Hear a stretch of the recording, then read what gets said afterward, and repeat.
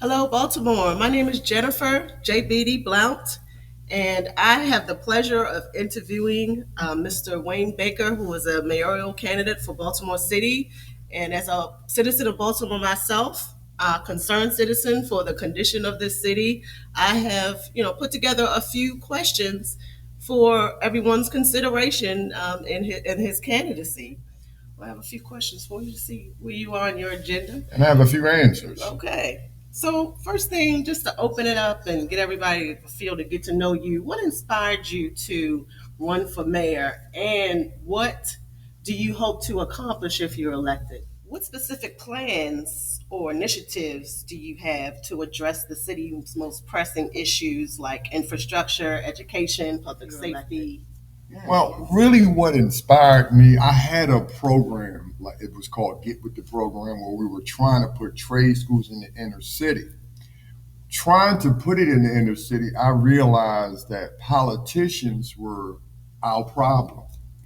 So, not being able to get it put through to help the city better, someone told me, why don't you run for mayor? And I sat on it and I'm like, why not? It's not that I'm not as smart as the mayor now. And I also have a plan that will make the city better. So that inspired me. So I feel as though the plan that I have will make things better for Baltimore in so many different ways, bringing jobs, bringing the morale up, and giving us a chance to do better in Baltimore. Because right now things are in terrible shape all the way around. Part of my plan is we're going to do this together. Okay. How do you plan to foster economic growth and job creation in Baltimore City? Yeah, well, that's it because my plan, we're going to put trade schools in the inner city, major trade schools, four in different parts of the city. We've already looked and found properties where we can turn into trade schools. Once those trade schools are up and running, we are training over 10,000 students, and we will renovate over 10,000 other houses that Baltimore City has. So we will renovate them as well as certify students. When I say students, I'm not talking about younger children. You have to be at least 16 to enter the school. I'm talking about students, grown people to enter the program. With those programs, the building will have substance abuse, anger management, and mental health. These are some of the things we don't address. It's all over the place, but we have to pull it under one umbrella because at the same time you need to be trained, we need to address some of those issues. That will change majorly some of the issues that we have in Baltimore City. It's going to take major moves to get out of this, and we're going to do it together. What strategies do you have for improving community engagement and inclusivity within the city's diverse population?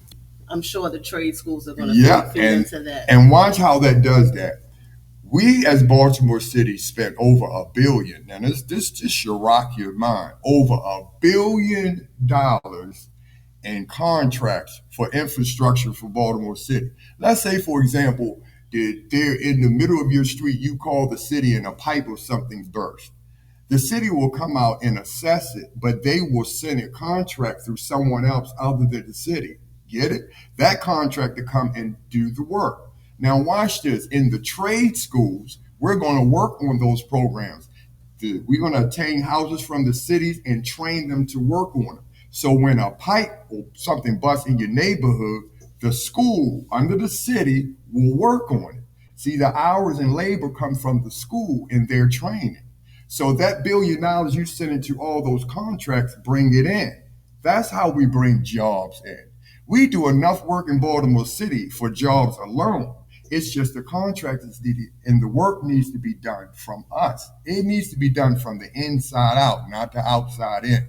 And it's plenty of jobs. And look at the streets. Look at the streets all over Baltimore City. Imagine all of those jobs where people actually working and building Baltimore up better at the same time.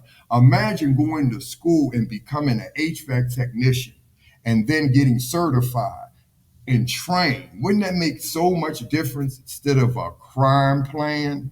Do you see? You don't want to do crime when you're doing well in life. Right. When you have something to look forward to. To live for, you know? And it makes things better. And then you think before you react. If you got nothing to live for, you don't think, you just react. Who cares? Nothing to And lose. nothing to lose. And then you'll worry about it after the fact. See, I know what Baltimore takes. I am Baltimore. I was those teenagers you see running out there. I was the teenagers putting bags of food in the cart for people leaving the market, getting a quarter or 50 cents. See, those we're out there trying to survive because no one understands what we have to go through to survive. So when we make mistakes and do things wrong, everyone say, "Oh, well, you're wrong." Hey, listen, I'm surviving. I'm not thinking I'm breaking the law. I am surviving. So when I have more opportunities, see, things will be better. Watch that. Trade schools opportunities instead of crime plans. We don't want to punish the teenagers. We want to correct them. Do you see? And give them other opportunities in order to break the law. You can do this and make money. Here's a future. Now imagine a teenager get up and see students going to trade schools, HVAC, electricians, plumbers, roofers, and he see them in uniform and see them doing well. That'll inspire them to want to do that.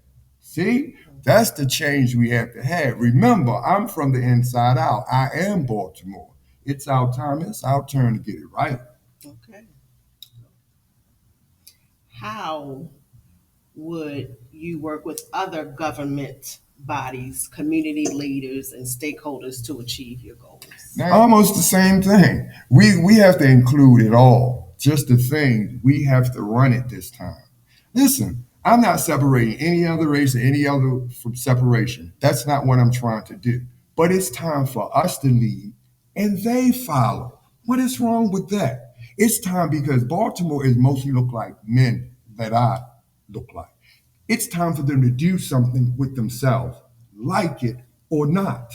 It is time to change Baltimore into a place where we live, where we don't have to worry about the murder rate. We don't worry about unemployment. Worry about every time they're giving something out, there's a long line. That's what we have to get rid of. So, how do you intend to quell the racial tension that might be going on in the city, or include more diverse programs or activities for families in Baltimore to really get to know each other and become more inclusive as a community, regardless of your race? Absolutely. But when it goes through the same thing, it's kind of hard to be inclusive when you don't own anything. Now, if majority of the houses were owned by us, then it would be easy to invite others in. But the way it's happening now, we're inviting them in and they're taking over. That's just not fair. We have to control what we have and invite others in too, and then we all get along. It has to be a fair thing. But in order to do that, we need some foundation. It takes foundation and opportunities to make that turn. It is time for black men to lead and make their rules and regulations. Listen, I'm 61 years old. I'm being mayor to make some changes. The young ones need to come up and make that deal because they all get along. You see the young ones now in school, no matter what color or background you are, they all getting along. That's how it ought to be. So, but we need some foundation to get along. So when we sit at the table, we have ours just like everybody else have theirs. Fair is fair. That's the type of mayor I'm going to be, a fair mayor. But it's our time, it's our turn. You notice I say that all the time because it is. We just need to run it and let them follow for a change. There's nothing wrong with us leading and they following. Nothing is wrong with that. But you got to get their vote too. Hey, listen, it's enough of us, like I said, I'm not knocking anyone. I want all the votes who vote for me. But if you vote for me or not, I'm still going to help you. Do you get what I'm saying? And there's enough of us who's out there every election day who don't vote. This is going to be the surprise that I tell you. We're out there, we don't vote because we really don't have a reason to vote. And look what we get for our vote. Look at the politicians now. It's all popularity because they use the same ones, the same voters. But let me tell you something, they can have them. There's a whole brand spanking new voters out here. I know I got 10,000 signatures. See, I already know. See, be careful. I was chosen by God. They was chosen by man. It is time to change some things of Baltimore from the inside out. We're going to bring God back into the play. You understand? That's what's going to happen. My brothers have got to rise. They've got to lead. They have got to lead. So when they're out there making the mistakes, stealing cars, those little ones are our future. So we're not going to punish them and send them away forever. We're going to pull them in, correct them, and let them know they are our future. That's what I'm going to say. You understand? No more crime plans. It's time for opportunities. That's the man I'm going to be. Solutions all the way in. Now, this is where this get tricky. If you're not bold and can't make no power moves, I don't need you. And the same voters I'm going to keep to get me in are going to be the same voters who got different districts. I've already mapped it out. Different districts. I believe in my voters, so they're going to believe. Now, the districts have to be on the same page. This is major moves. We can't sit around and do nothing. I pull a lot of those districts' budgets. Look at their backgrounds. Listen, I'm no fool. I looked at their districts. Look what they're doing in their districts. How are you changing things? Are you making any moves to make this city better? Or are you just waiting for the next election? Or do you just drop a few crumbs of your favorite little community centers and your favorite little big churches and you keep getting away with being elected again? It's enough of that. It's enough of us now who's going to vote, and you're going to have to prove who you are and what you stand for. It's no more going over 300 murders in Baltimore City. One is too many. We've got to stop it immediately. So, how do you plan to work with these other entities to team with you to achieve your personal goals? I'm going to have an interview. I'm going to tell them my plan. If we can't come to any agreements, we have to go our separate Do ways. you have anybody in particular that you plan on kind of reaching out to It's a lot, a or lot connecting of with? a lot of 501c3s and nonprofits who are doing extremely well. They need some funds from the city. They're doing extremely well, but the city gives them no love. The city only gives nonprofit loves that favor them. That's not fair. They don't have to vote for you or not. If you see that they're doing a good job, your job is to look out for them. Remember, you're the leader of the city. You have to play fair. They're not. A lot of these nonprofits I'm going to work with, a whole lot of them have things that they do that's been working already. They just needed to widen it. They need to be known. They need help, assistance, funds that really do. We have a lot of good things going on in the inner city of Baltimore, a lot of powerful people, but we get no respect. Fox 45 will talk about our negativity, but never look at our positive things going on in the inner city. There's a lot of good people and a lot of strong entities in the inner city of Baltimore. Together, we can make a difference. That's what I'm going to go to. Listen, I'm letting God lead the way. Remember, I told you I'm bringing God back into the fray. That's just the only way that happens. I'm sorry. And those who don't agree, oh well, I'm going to do what God asked me to do because my brothers are dying not knowing God. That should be the most dangerous thing of anything. You understand? So my job is to plant the seed and move on. I'm not here to force anyone. I'm here to bring what God asked me and to do what He asked and move on. My brothers need something to do with themselves in their life. They can't continue like this. And we need the bare minimum. Mhm. The bare minimum. So I'm glad you brought me in to talk about me being mayor because this is serious. We got the same politicians and we get the same thing saying, oh, less than 300, more than 300. One should be too many because they look like us. It should not happen anymore. You understand? When those people die, we love them. We care for them. It hurts us when they die. It is not a joke. It's not to make ratings for a TV show. It is our lives. It has to change. That's why I'm running for mayor. You know what I mean? And if you don't vote for me, keep me in your prayers. That's way more powerful to me. Okay. This question's kind of goes off a little bit off the subject, but it's still just as important. What measures do you propose to enhance public transportation and reduce traffic congestion in the city? Well, that's the traffic congestion is probably the one thing I really haven't considered. But this MTA that you bring this up is the worst I have ever seen in my life. And see, when I tell you God walked me through this, God pulled a car from, hey, listen, never I done had a car. But I have to see Baltimore from the inside out for real. So riding the bus, I've never seen the disrespect of bus drivers and still have their job. You can get on the bus and ask them, okay, I'm not familiar with the bus. I'm asking them, do you go a certain way? You know their familiar thing. Don't you see the sign? Can't you read? But watch this. It's some people in Baltimore who can't read. And isn't it your job to tell them where you're going? I was on there and realizing that's part of our problem, our attitudes to each other. Baltimore, some of the Baltimore employees got the nastiest attitudes ever.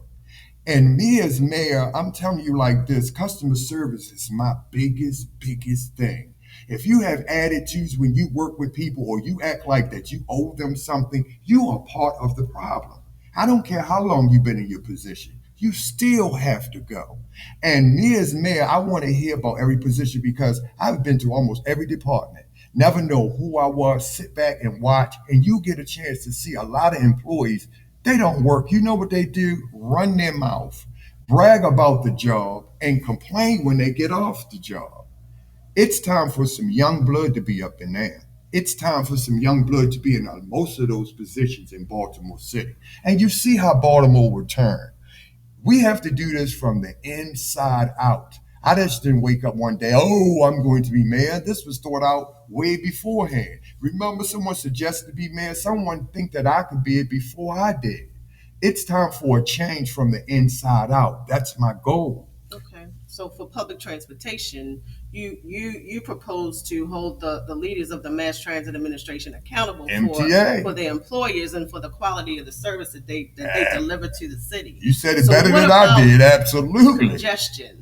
But I've honestly to tell you the truth about the congestion, boy, I've never really thought about that because I never really thought Baltimore had too much of a major problem of congestion in Baltimore City.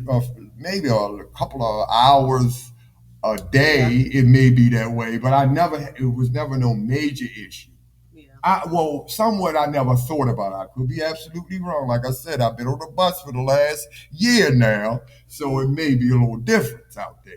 So, is it a major traffic I problem? think there's a lot of construction going on, and they could probably be to manage that a little bit better. I'm not Especially on surprised. the beltways and throughout the city. A lot of accidents, a lot of careless drivers. There's an upward trend in all these careless drivers all around, causing unnecessary accidents. Huh? And the police, I believe, should be held more accountable to to charging these people and with these violations that are occurring. I see people running red lights in the city left and right, up to just on right on through. Well, And I'm like, what is listen. that? Nobody's pulling these people over. I will promise you, I will dig into that somewhat more and figure it out. I Okay. really will. And that I will do. Hey, listen, I'm learning. Okay. I am learning that, and I have room to do. I'm Uncle Wayne. I'm running for mayor of Baltimore City. I don't also need your vote. I need your prayer. Thank you, Jennifer, for bringing me here, and You're I welcome. appreciate it. You're welcome. You have certainly given us a lot to consider, and I think that you have a really strong plan for the city in terms of uplifting our youth and educating them and offering them a more prosperous chance at success. And that's a tall order. And we wish you the best of luck. I encourage you to continue to shape that plan and frame that plan from the top to the bottom, because it sounds like it has a lot of moving parts. A lot of Absolutely. stakeholders are going to have to be involved.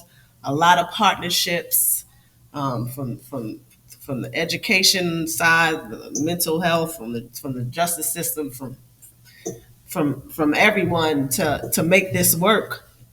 So True facts. Yep. It's going to take a team. It's going to take a village for real. And glad you brought it up, because good thing that I did get with the program, that I had the staff work with the ones with the mental health when they were coming up with ideas of mental health with blacks. When they were saying things, I really couldn't quite figure it out. Went to school and then it kind of made sense. So when you pull them in, then they know, because when they come in there to get one of those trades, they're going to have some of these issues. A lot of times people don't like to address them. But when it's already set up in one setting, it makes it simple. Because a lot of times when people come in with those issues, you had to refer them out. That's when you lose the bond, you know? Under that one umbrella, we didn't make it seem love. Come in, you understand, and make a difference. Because I know when we shine, we really shine, you know? So thanks again. I appreciate it. I'm Uncle Wayne, running for Mayor of Baltimore City. Thank you, Jennifer, for having me. thank you. Good talking to you. Thank you.